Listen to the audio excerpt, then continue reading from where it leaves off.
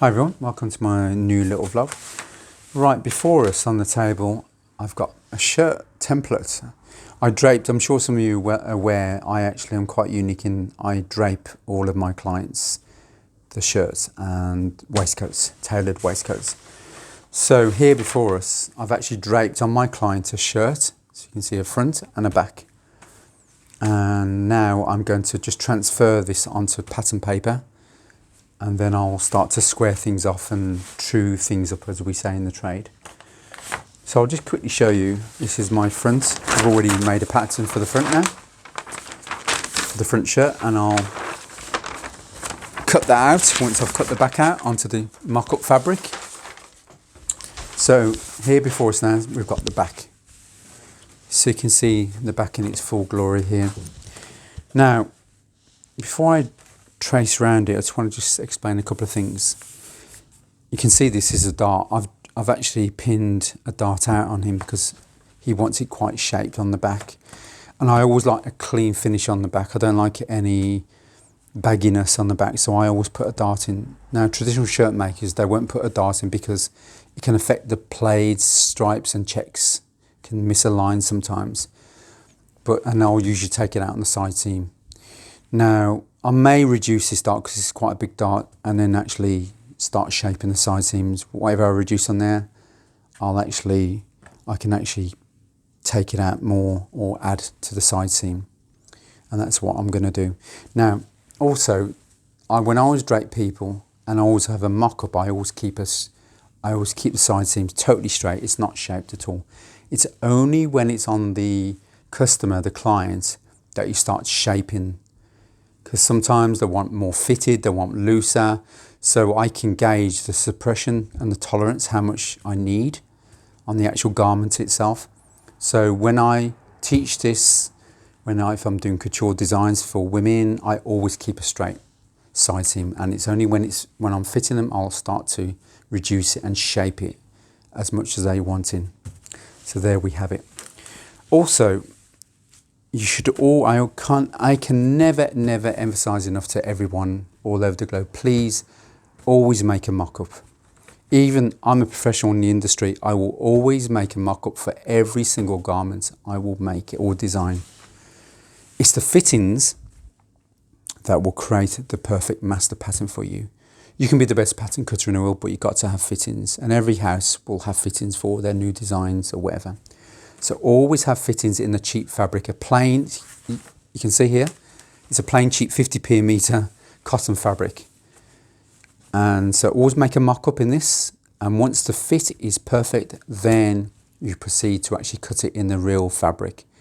Now also if you're doing dresses with sleeves and dresses with collars, or any shirts that have sleeves and collars in anyway, always have fittings without the collars and the sleeves. You've got to get the balance and the fit of the shirt right, so you can check the depth of the armhole, if it's too low, too high, if the side seams are fine, if the shoulder line is the exact right angle, the neckline's fine. Once that is perfect, then you can put your collars on and your sleeves on, and you won't have a headache.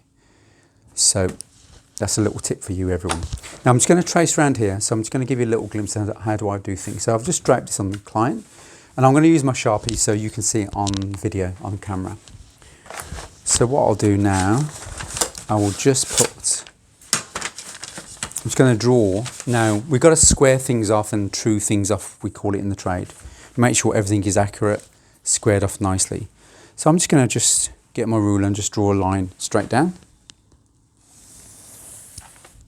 And then I'm going to put my centre back level with that now. And just so I know that's going to be all squared nicely once I start squaring things off. That's fine. And what I'll do is now, I'll just put whatever you got at hand. Put some scissors so it doesn't move. You know, you can put a can of beans on if you want to, whatever you got at hand. And I'm just going to trace around here now. And there's my side seam. As I said before, I always have a straight side seam. I never, ever will shape a side seam until it's actually on my client. And this goes for dresses or whatever. So this is a total straight line, and then once it's on the client, I'll take it in and suppress it, and I'll shape it accordingly to how my client wants it shaped. So that's what I'm going to do. So I'll just draw around the armhole now. Just little dashes, that's fine. That will suffice. Where my shoulder line is there, come around the neckline, little dash marks, that's fine. Now, what I'm going to do next now is I'll just mark in my, provisionally just marking my side seam there now. And I'll take this off now. And what I do is, I will, before I do anything else, I've got too much on my table. I've got my little handy tracing wheel, and I'm just going to mark where my waistline, because I actually marked the waistline on my client, so I'll mark the waistline where it actually is there, and where it finishes at the top here, where my dart's going to finish. Now I always draw, you'll see darts will finish so many inches above. I never like that, because you'll get a little titty, what they call a little titty, a little bubble. So I always taper my dart, what we call dart legs, and I taper it to nothing right on the hem, and you get a beautiful streamlined line, and it's better than having it finish and you get this little bubble appearance. I don't like that. So I'm just going to take that off now, and what I'll do is, because I want to square, I want to make sure everything's aligned and everything's parallel, because when you're draping sometimes it's not parallel, and fabric's malleable, it stretches, it shrinks or whatever. So I'm going to mark my dart, the middle of my dart, to the edge of my centre back, and that is 5.5 inches. So I'm going to go 5.5 inches on the centre back seam here, 5.5, and I'm going to come down to the 5.5 and go up to the top of the dart, which is 5.5 here. And then I'm going to draw a line from the top of the dart right down. Now I know this line is totally parallel to the centre back line. And then what I do, I use my little square here, my little ground square, and then I'll go to where the waist mark is there, and I'm going to just square that off to the edge of the centre back there, and that's where we have it. Now if I come back to my dart here, my dart measures, the width measures 4 centimetres. So now each dart leg will be 2 centimetres either side of that waist line, because you suppress everything on the waistline.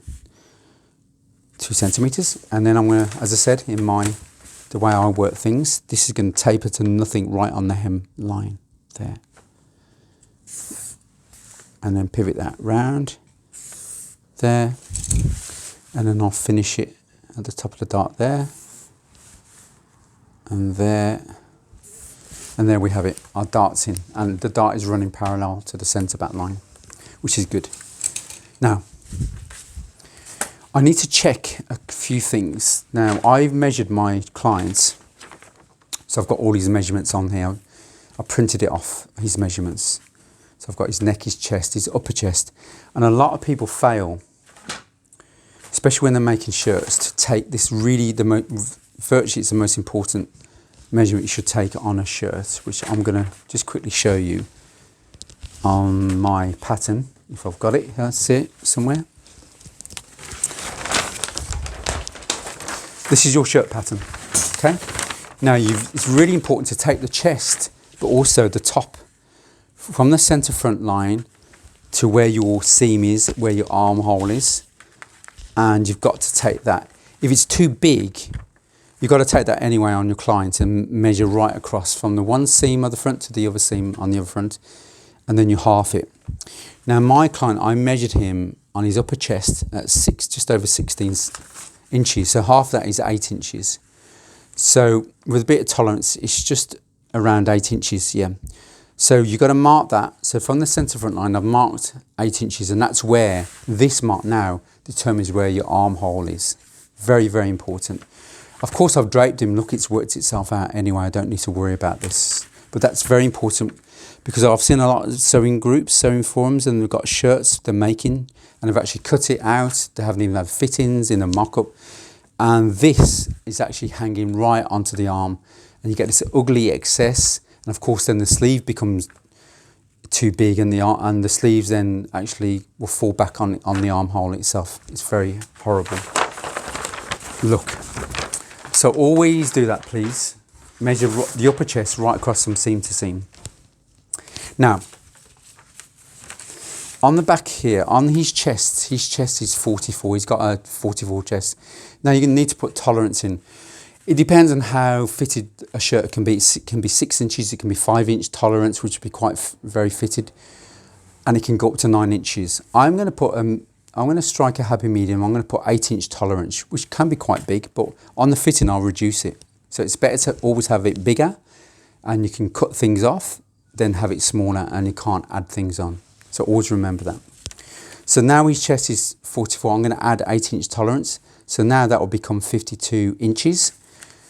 And I always, before I make any patterns up, I always put half the chest, quarter of the chest. So my measurements are already there before I even begin to calculate.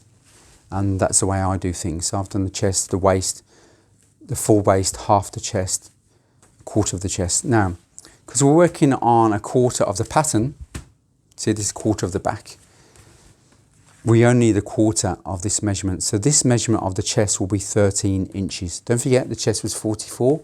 So a quarter of 40, it's 44 inches plus 8-inch tolerance, which becomes 52 inches now.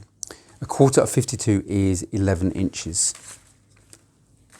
Sorry, it's not, it's 13 inches. I'm going to my waist measurement, sorry about that. So it's 13 inches, a quarter of 52. So if I come to my chest here, so I need 13 inches. And it's worked itself out. You can see there's 13 inches there. I'm just barely just under 13 inches. So my draping has actually worked itself out for me. So I don't need to really worry. So all I've got to do is just bring that little bit forward, just there from the original. It's only a fraction. And then I'll redo that.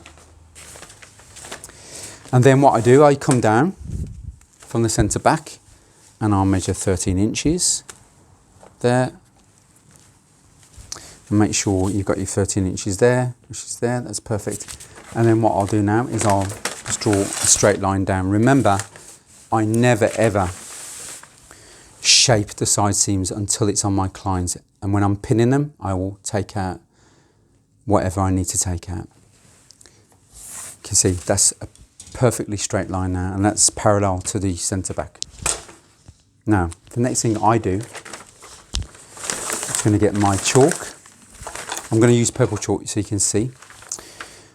A lot of sewers that have taught in schools or sewing schools or unis or colleges to use French curves. I rarely use French curves. So in the tailoring trade, we always freehand our curves. So I'm going to freehand my curves around my neck and around my armhole. So I'm just going to do that now. This, you can pick this up on the camera. So I'm just going to put that there.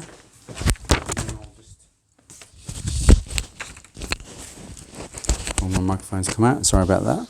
So then I'm just going to just go around the armhole.